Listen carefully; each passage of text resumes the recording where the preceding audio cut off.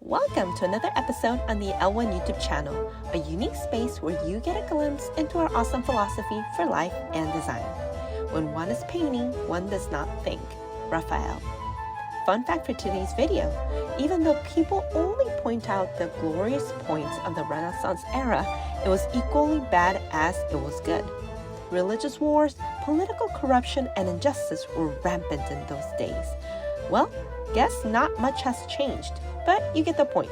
The Renaissance just wasn't all rosy as people make it seem. If you saw our first video on the theme of the Renaissance, you'll recall the great works of Michelangelo and his interesting, fiery personality. Additionally, we mentioned that it was no secret that Michelangelo had a well-known rival, and that's the young artist and architect Raphael. So who exactly was Raphael? Born in Urbino, Italy, on April 6, 1483, he was formerly known as Raffaello Sanzio da Urbino, but we just call him Raphael for short. This young and gifted soul was born to a painter of decent skills, Giovanni Santi, who happened to work as a painter for the Dukedom of Urbino. Much to Raphael's advantage, Urbino was at this time the center of cultural learning and the arts. Think of it as being the New York of the European continent during the Renaissance. This massive influence over the young boy, along with his father's basic lessons on painting techniques and the emerging philosophy of humanism, little Raphael was destined to thrive as a high Renaissance artist. Well, by now many of you viewers might just be thinking what a privileged life he had. But not so much, because you see, he practically became orphaned as he was approaching 11 years of age.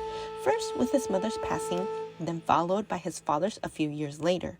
This quickly catapulted him to enter his apprenticeship under the master painter known as Perugino. He soaked up so much knowledge and talent under his care during this period in life that Raphael was able to mimic him, but also quickly developed his own style and created masterpieces such as the Mon Crucifixion and Marriage of the Virgin.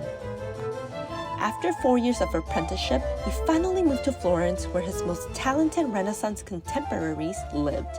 He absolutely adored the works of Leonardo da Vinci and Michelangelo, so much so that his painting evolution began once again as he embraced new techniques, particularly those invented and refined by da Vinci. One remarkable method that Raphael happily adopted was a pyramidal composition that Leonardo had developed. This mathematical and formulaic proportion drastically improved Raphael's artwork, as if that were even possible, and with much more complexity of depth, as well as drawing the viewer's eye right into the painting. The second method that Raphael employed from good old Leo was a technique known as sfumato, directly translated as blurred or soft. Instead of drawing clear outlines of the subject as he normally did, Raphael began to gradually blend in and shade in the colors, transitioning from one to another. This was particularly innovative and considered beautiful at the time because of its harmonious vibes. Not only that, but he perfected his usage of mediums, like painting in numerous layers with rich oil paints and lacquers to create depth. And third, he happily followed Leo's introduction of chiaroscuro, meaning light-dark contrast.